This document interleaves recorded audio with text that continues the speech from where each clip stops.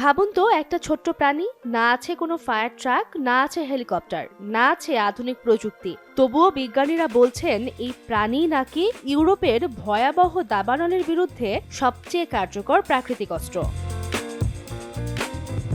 প্রাণীটির নাম বিভার। নদীতে বাঁধ বানানো একটা প্রাণী কিভাবে হাজার হাজার হেক্টর বনভূমিকে আগুনের হাত থেকে বাঁচাতে পারে? কেনই বা বিজ্ঞানীরা বিভারকে বলছেন নেচার্স ফায়ার ফাইটার? গত কয়েক বছরে ইউরোপে দাবানলের ভয়াবহতা কয়েক গুণ বেড়েছে। এবারও ফ্রান্স ও স্পেনে পুড়ে গেছে লাখ লাখ গাছ, হাজার হাজার হেক্টর বনভূমি ধ্বংস হয়েছে, লাখো মানুষকে বাড়িঘর ছেড়ে নিরাপদ আশ্রয়ে যেতে হয়েছে।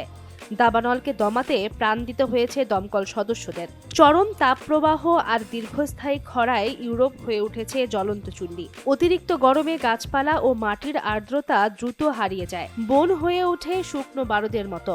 তারপর একটা সিগারেটের আগুন, একটি বারবিকিউয়ের স্ফুলিঙ্গ, এমনকি বজ্রপাতও শুরু করে দিতে পারে ভয়াবহ দাবানল।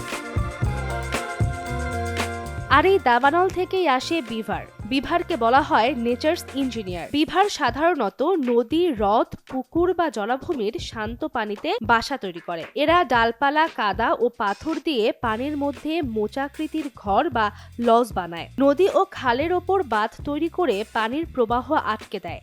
এর ফলে তৈরি হয় ছোট ছোট পুকুর আর জলাভূমি। এখন প্রশ্ন আসতেই পারে, দাবানলের সঙ্গে এর সম্পর্ক কি, বা কিভাবে বিভার আগুন থামায়?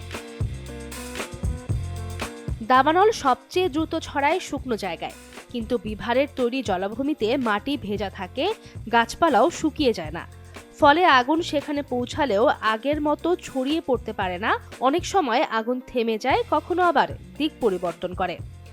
এই ভেজা অঞ্চলগুলোকে বিজ্ঞানীরা বলেন নেচার্স ফায়ার ব্রেক, অর্থাৎ প্রকৃতির তৈরি আগুনের দেয়াল। শুধু তত্ত্ব নয়, প্রমাণও আছে। 2020 সালে যুক্তরাষ্ট্রের কলোরাডোতে ভয়াবহ ইস্ট ট্রাভেলসাম ফায়ার প্রায় 2 লাখ একর বনভূমি পুড়িয়ে দেয়।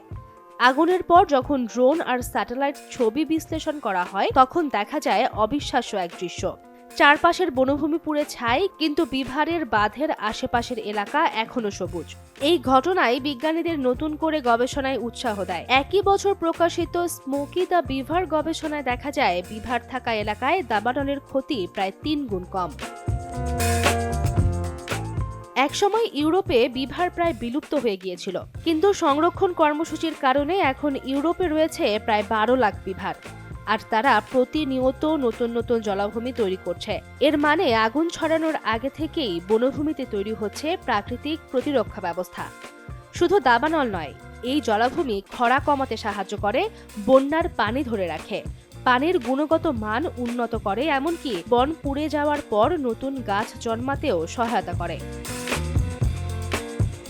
তাহলে কি বিভারই সমাধান?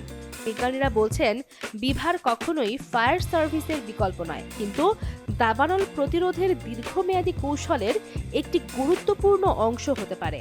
অর্থাৎ আগুন লাগার পর শুধু নেভানোর চেষ্টা নয়, আগুন যেন ছড়াতেই না পারে সেই পরিবেশ তৈরি করতেও সাহায্য করতে পারে বিভার।